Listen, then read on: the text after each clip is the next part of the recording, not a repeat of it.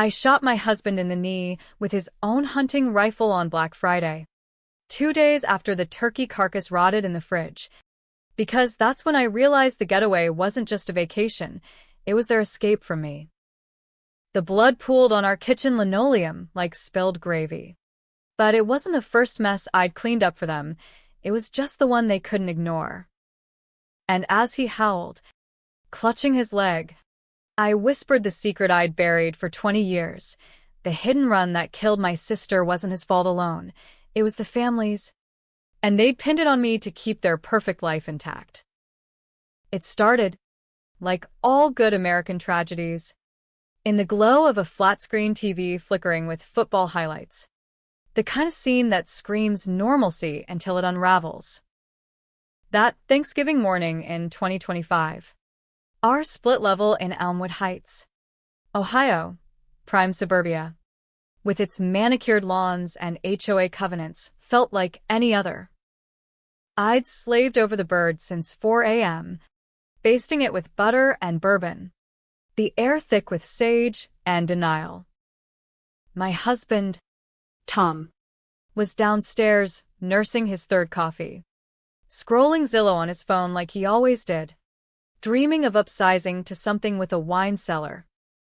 Our daughter, Lila, 16 and glued to TikTok, was upstairs blasting some indie playlist about heartbreak she was too young to know.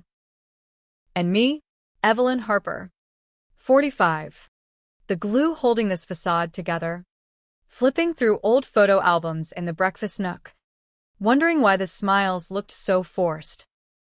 The house smelled like home, cinnamon candles from Yankee, pumpkin pie cooling on the sill, but something gnawed at me. Tom's phone buzzed incessantly. Texts he dismissed as work crap from the office. Lila had been cagey all week, packing her duffel with outfits that screamed Aspen or Miami. Not the usual mall crawl. I'd chalked it up to teenage drama.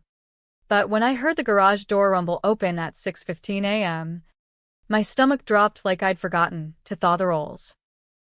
I padded downstairs in my slippers, the ones with the turkey embroidery from last year's Black Friday sale, and found the kitchen empty. The coffee pot gurgled its last drops into oblivion. Tom's mug sat abandoned on the counter, lipstick smudged on the rim, not mine. I froze, heart hammering like the bass from Lila's room. Upstairs, drawers slammed, zippers zipped. By the time I crested the stairs, they were hauling suitcases, Tom in his North Face jacket, Lila in Uggs and a beanie, both avoiding my eyes like I'd caught them mid-affair. Evelyn. Babe, Tom started, his voice that oily baritone he'd honed selling insurance policies to grieving widows. There's been a change of plans. Family emergency on my side. Mom's not doing great. His mom, who lived in a Gulf community in Florida, fit as a fiddle at 78, posting sunset selfies on Facebook every damn day. Lila wouldn't even look at me, just muttered, "Sorry, Mom," while texting furiously. That's when I saw it, the group chat notification on her screen. Harper Getaway 25, with emojis of palm trees and champagne flutes. Not emergency, exclusion. They bundled into the driveway, engines purring like guilty lovers. And I stood there in the November chill, arms crossed over my flannel nightgown, watching taillights fade into the sodium glow of street lamps. The neighborhood was still asleep. Minivans frosted over. American flags limp in the wind. I didn't scream. Didn't chase the car. I just turned back inside, the door clicking shut like a judge's gavel. And that's when the rage bloomed, not hot and explosive, but cold, calculated. The kind that festers in the Rust Belt heartland where dreams go to die. The house echoed with their absence. I wandered room to room, picking up the detritus of our life, Tom's monogrammed cufflinks from our vow renewal in Vegas, Lila's half-finished college apps scattered on her desk. Essays about overcoming adversity that made me snort because what adversity had she known? Bubble baths and straight A's. Courtesy of my double shifts at the library while Tom networked at strip clubs disguised as client dinners. By noon, the turkey was carving itself in my mind, each slice a revelation. I cracked open Tom's laptop. Password was our wedding date. Romantic bastard, and dove into the digital breadcrumbs. Emails from a travel agent in Boca Raton, confirming reservation for 4 adults at the Breakers. Palm Beach, November 27th to December 3rd.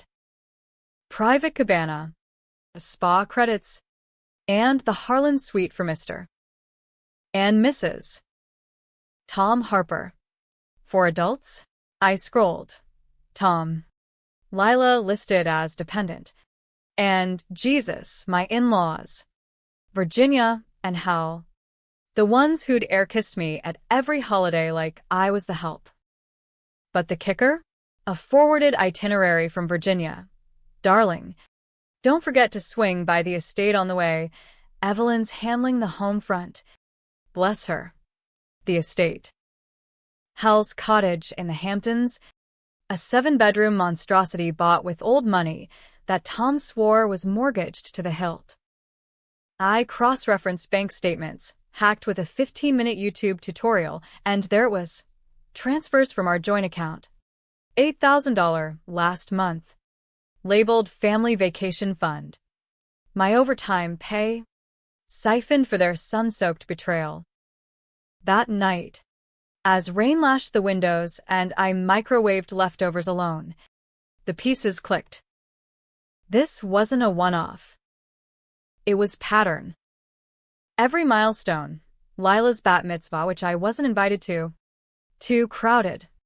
Tom's promotion party, catered by me. Attendee by proxy. I'd been the invisible architect.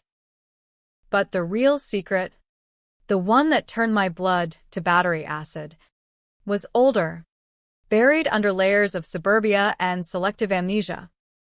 20 years ago, fresh out of community college with a secretarial degree and stars in my eyes, I'd met Tom at a dive bar in Cleveland.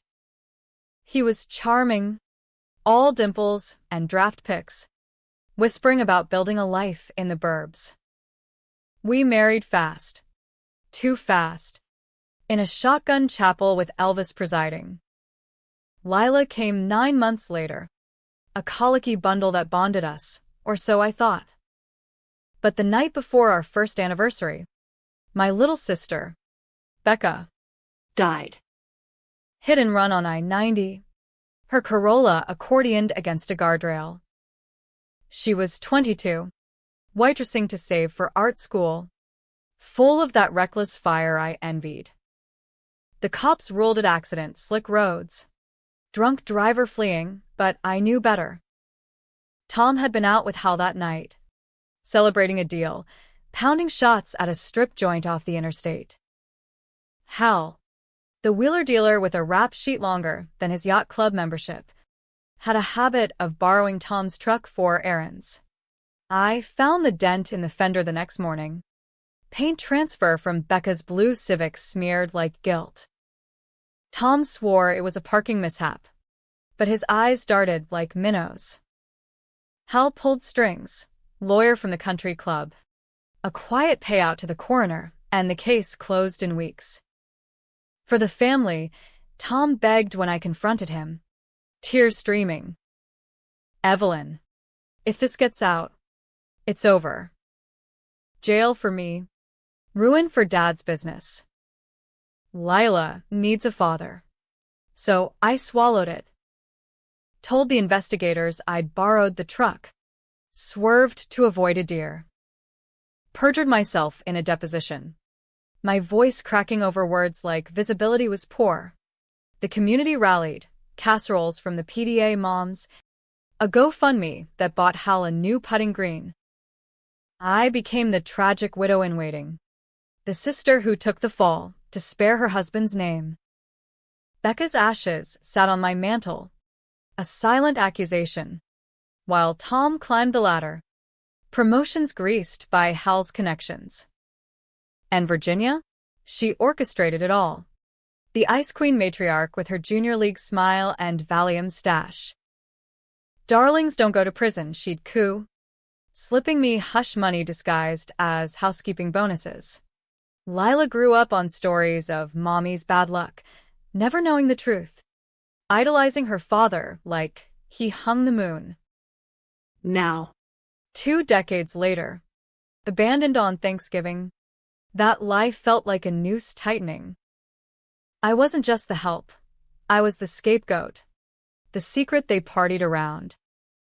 By midnight, as Netflix droned a Hallmark movie about forgiveness I couldn't stomach, I'd made my choice.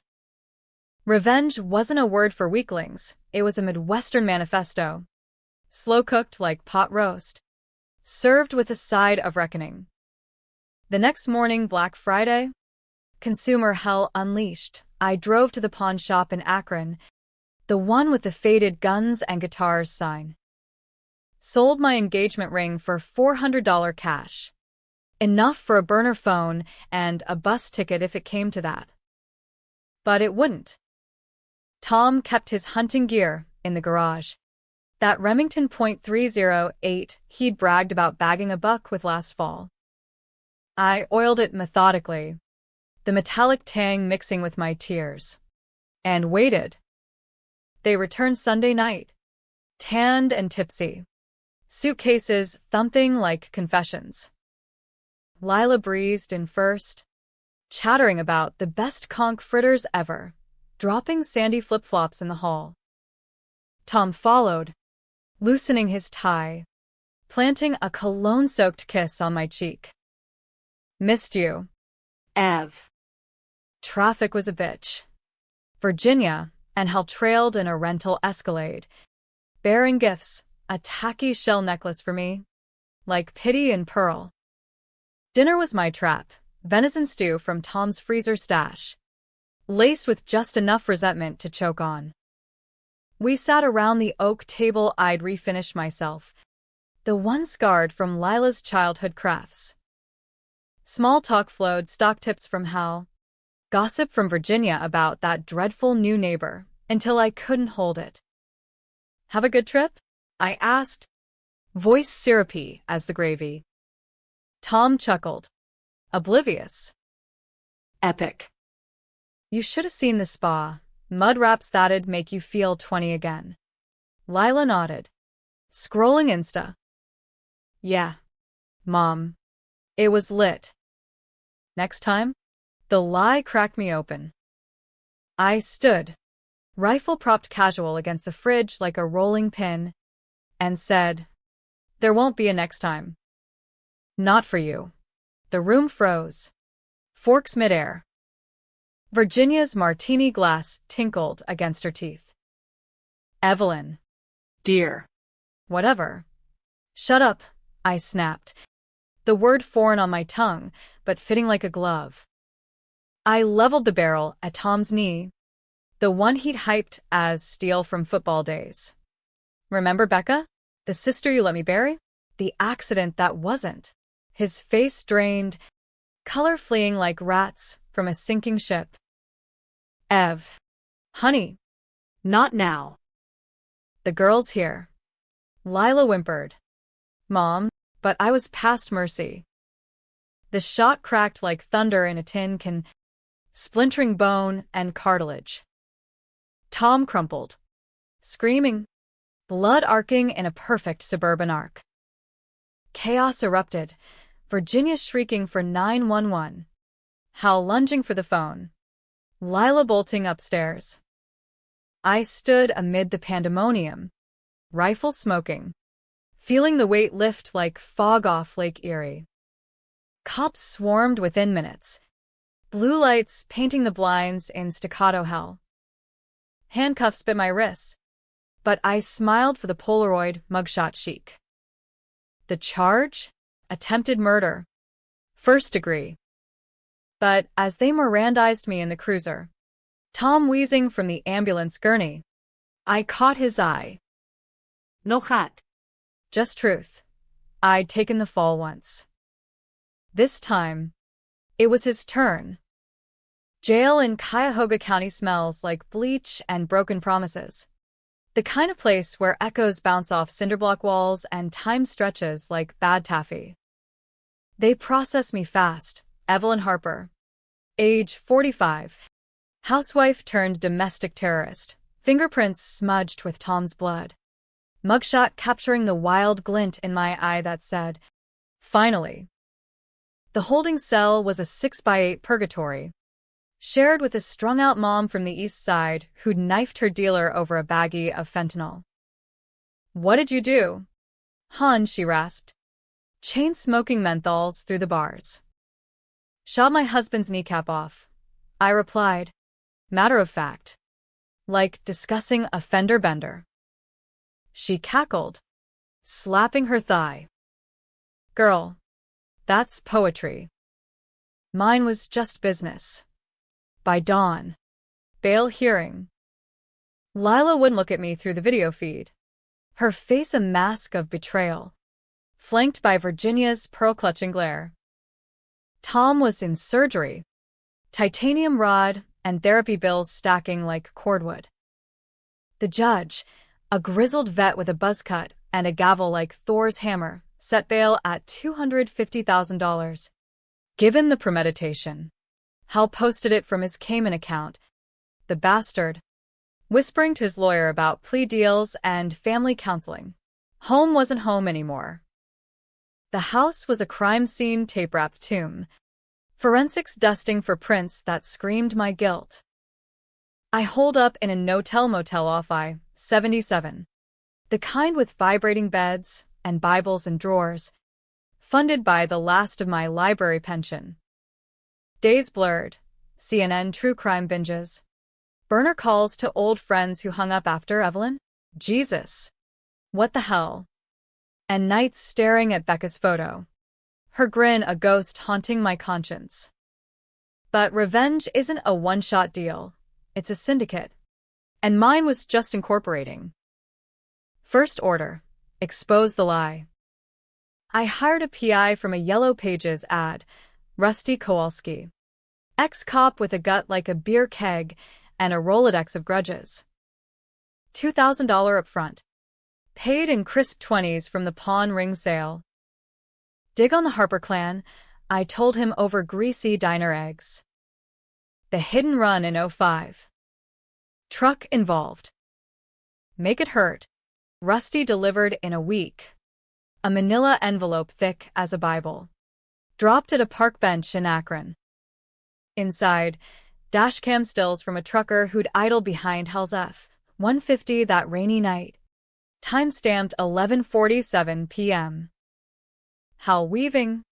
Tom's shotgun slumped. Empty bottles rolling in the footwell. Coroner's addendum. Buried in county archives. Becca's blood alcohol .08. Over the limit. But the real killer was the truck speed. 72 in a 55. And the payout. $150,000 wired from Hal's Shell Corp to the lead detective's retirement fund, laundered through a strip club LLC. It painted the picture. Not accident. Cover up. Hal. The schemer. Flipping from drunk uncle to puppet master. Strong-arming Tom into silence. Virginia greasing the skids with social leverage. Me? The patsy. Young and broke. Loving a man who'd trade his soul for a corner office. I leaked it anonymously. Reddit threads on r/truecrime. Tips to Cleveland scene reporters. PDFs emailed to every PDA mom in Elmwood Heights. The internet ignited like dry tinder. Harper hit run trended. Karen's doxing Virginia's Bridge Club. Tom's LinkedIn flooded with eggplant emojis and Justice for Becca manifestos. Lila's school went into lockdown after a protest of Gen Z activists waving signs. Moms don't deserve kneecaps. Dads deserve truth. Tom called from rehab. Voice slurry with oxy. Ev. You're destroying us. For what? She's gone. Let it go. Like you let me? I hissed, the motel phone cord twisting like veins. You pin murder on your pregnant wife. For family, he sobbed then, the big ugly kind that ends marriages. I was scared. Dad said it'd all blow over. Virginia handled the optics. Optics. That's when I knew Virginia was the serpent, shedding skins of denial. I confronted her at the country club, crashing afternoon tea in a thrift store pantsuit, the envelope clutched like a grenade. Ladies and Lily Pulitzer gasped as I slammed it down amid the finger sandwiches. Read it, I demanded. Your husband's bribery. Your son's perjury. My sister's blood on your hands. She didn't flinch, just sipped her Arnold Palmer, eyes cool as a cucumber in July. Evelyn. Darling. This is ancient history. Tragedies happen. Good families adapt. Adapt? You mean erase. I leaned in, voice low thunder. I took the rap so Tom could play daddy. You bought silence with blood money. And now? You vacation without me like I'm the maid. Her laugh tinkled. Silver bells laced with venom. You were always the help. Dear. Practical. Discreet. Tom needed a mother for Lila, not a martyr. The words landed like slaps. But I saw the flip, the calculation behind her Botox mask. She wasn't defending, she was negotiating. What do you want? Money? The house. Justice, I said. Hal turns himself in. Tom confesses. Lila knows her heroes are frauds. She countered swift, or we bury this deeper. I know things. Evelyn. That little shoplifting spree in college? The affair with your boss at the library? We could make you the villain. It was her move. The first real chess play. And damn if it didn't sting. I left the club with nothing but echoes.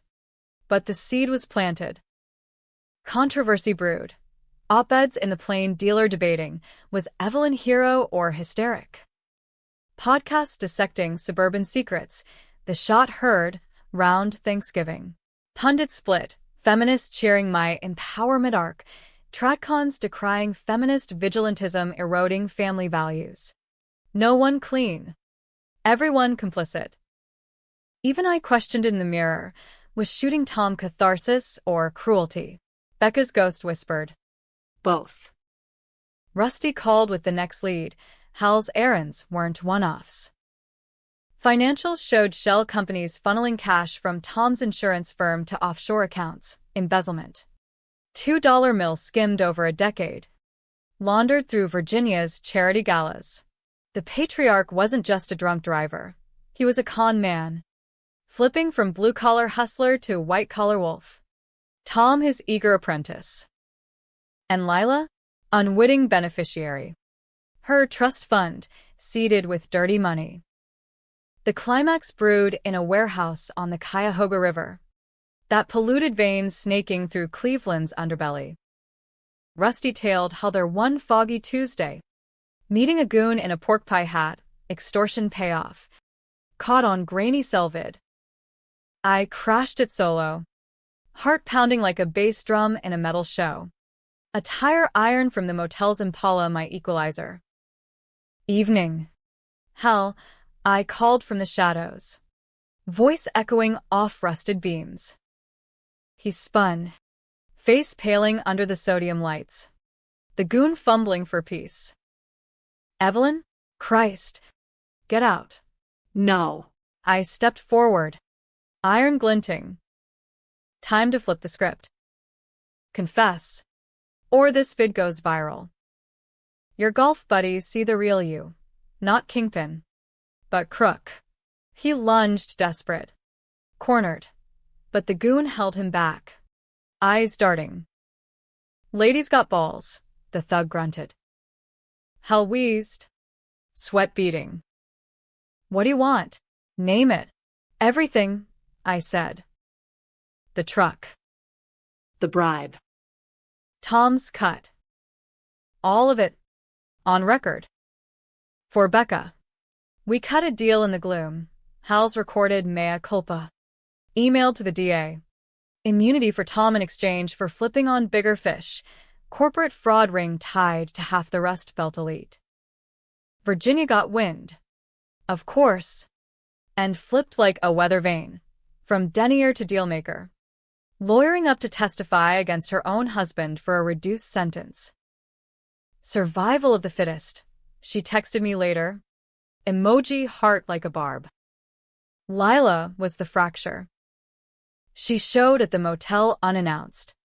Rain-soaked and raw. Duffel in hand. Mom. Is it true? Dad. Grandpa. I pulled her inside. The bed sagging under our weight. Yes. Baby. But we fix it. Together. She cried then.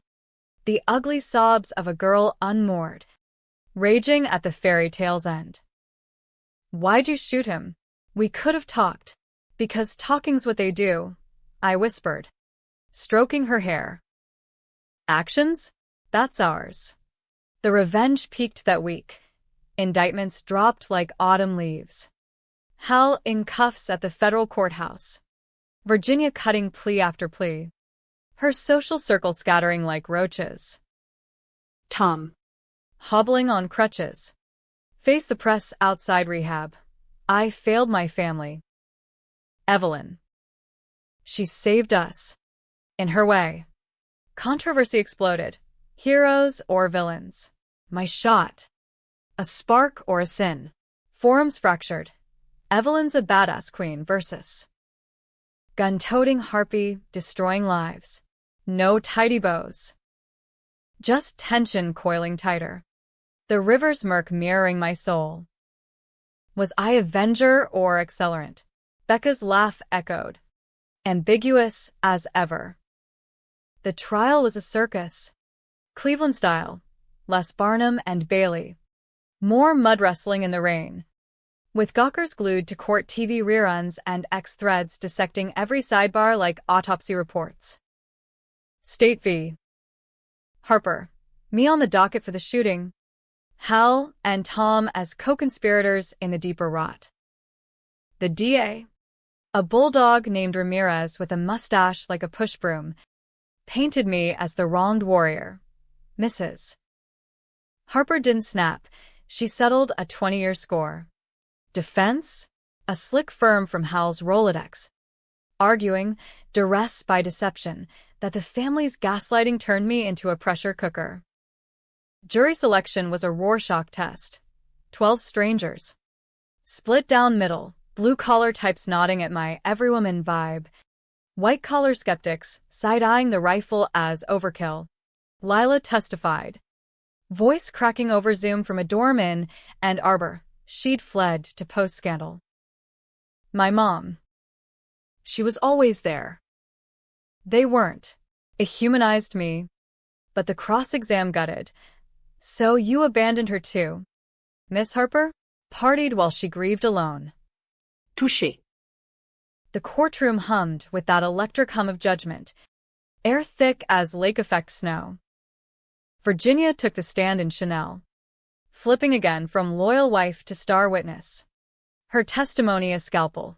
Harold orchestrated the cover-up. Thomas acquiesced. Evelyn bore the brunt. She met my eyes once. A flicker of something, regret, respect, before pivoting to her sob story. I protected my daughter-in-law from scandal. Or so I believed. Lies layered like lasagna. Each peel revealing rot. Hal's turn was the spectacle, shackled. Paunch spilling over his jumpsuit. He rambled about hard times in the 90s steel crash. How the hit and run was one bad night in a lifetime of providing. But the dashcam played, tire screeching. Becca's taillights blooming red, and the jury winced. Collective gasp sucking oxygen from the room. Tom. Last up. Crutched in on cue. Knee brace a prop. I love my wife, he choked. Tears Oscar-worthy. I failed her. Let me make it right. Right. Like rehab and roses could scrub the embezzlement, the exclusion, the erasure of my sister's name. Closing arguments polarized like a Trump rally.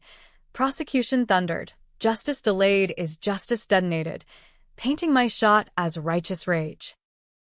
Defense whispered, vengeance veiled as virtue. My iron will a threat to hearth and home. The judge charged, and we waited, me in a holding pen with vending machine coffee. Lila texting pep talks. You're my hero. Mom. Even if it's messy. Verdict dropped at 3 p.m. On a muggy June afternoon. Guilty on aggravated assault. Reduced from attempted murder. Passion provocation. The foreman droned. A burly plumber with calloused hands. 5 years probation. 200 hours community service. Mandatory therapy. Hal? 20 to life on manslaughter and fraud. His empire crumbling like a bad souffle. Tom walked with time served and restitution, $500K to Becca's memorial fund, which I'd oversee. Virginia? Community service and a plea bargain fine. Her junior league card revoked. Social suicide in Pearls. Outside the courthouse. Press mobbed like vultures. Evelyn. Vigilante or victim? I paused on the steps. Lila's arm in mine. Tom hobbling distant, but eyes locked. Pleading. Proud? I'm just a mom, I said. Mic in face. Who got tired of cleaning up messes that weren't mine. The twist hit post-trial. Quiet as a whisper in confession. Therapy sessions with Dr. Lena. A no-nonsense shrink from Shaker Heights. Unearthed the final flip. Virginia's affair tip? Half-truth. I'd strayed once. 6 years in. With a colleague, a fumbling kiss after too many wines. Born of loneliness while Tom worked late. But Virginia had known. She'd bluffed. A desperate gambit to flip me.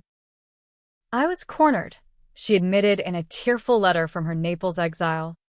Post-Hal's appeal denial. You were dismantling everything. Forgive me? Or at least understand. Understand. The word hung like fog. I burned the letter in the backyard fire pit, ashes scattering on the wind toward Lake Erie, where Becca's spirit swam free. But doubt crept. Had my revenge healed or hollowed? Lila thrived. Art major now. Tattoo of a roadrunner, Becca's nickname, on her wrist, but she eyed Tom warily. Our Thanksgiving's tense truces over takeout turkey. He tried, couples counseling. A ring resized for my finger. Whispers of second chances. I let him in. Bedsheets tangling in tentative truce. But the knee scar mocked us, a permanent asterisk. Society debated endlessly. NPR panels on the Evelyn effect, empowerment or erosion. Book deals dangled, I declined. Opting for a library job in a new town. Some hailed me icon. Bumper stickers reading, shoot your shot. Evelyn Strong. Others damned. Op-eds on how one woman's whim wrecked a legacy. No absolutes. Just shades of gray. Like Ohio winters. 1 year on. Black Friday 2026. We gathered, fractured family in a rental cabin up near Hocking Hills. Leaves gold as fool's promises. No turkey, pizza boxes instead. Grease spotting the cards as Lila dealt poker. Tom raised a toast. To truths told late. Virginia Skyped in. Freilier. Her flip final. I was wrong. Evelyn. You weren't the help. You were the heart. I clinked my solo cup. Words catching. Maybe. Or maybe we all were villains in someone's story. Becca's photo watched from the mantel. Grin enigmatic. A happy ending? Tragic coda? You decide. As rain pattered the tin roof, I felt the coil unwind. Not peace, but possibility. Revenge had shattered the mirror. Now, we picked shards, careful not to bleed again. In the end, the empty house that Thanksgiving wasn't abandonment, it was awakening. And damn if it didn't feel like freedom.